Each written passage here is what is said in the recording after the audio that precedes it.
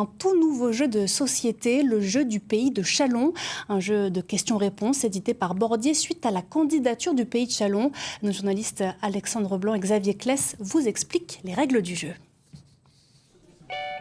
C'est une bonne surprise dans les achats de fin d'année.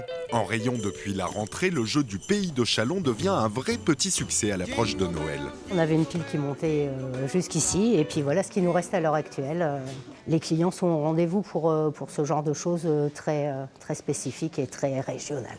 56 exemplaires vendus dans cette librairie et peut-être bientôt 57. C'est vrai qu'on joue souvent avec des amis sur des jeux de société, donc ouais, pourquoi pas. Ça peut être intéressant justement de jouer et découvrir en même temps.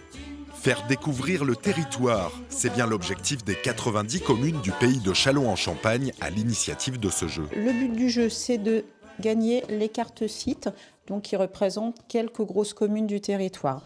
Un peu comme un jeu de loi, agrémenté de 500 questions. Quelle usine produit des craies de couleur à Saint-Germain-la-Ville?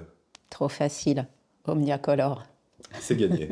Pour promouvoir ses richesses, le pays de Châlons pensait d'abord s'offrir une énième étude stratégique avant d'opter finalement pour cet outil plus ludique. C'est vrai qu'il y a plusieurs approches, mais là c'est quelque chose de concret qui n'existait pas sur le territoire de Châlons, d'avoir un jeu de société en fait qui parle de son territoire avec des questions vraiment dédiées.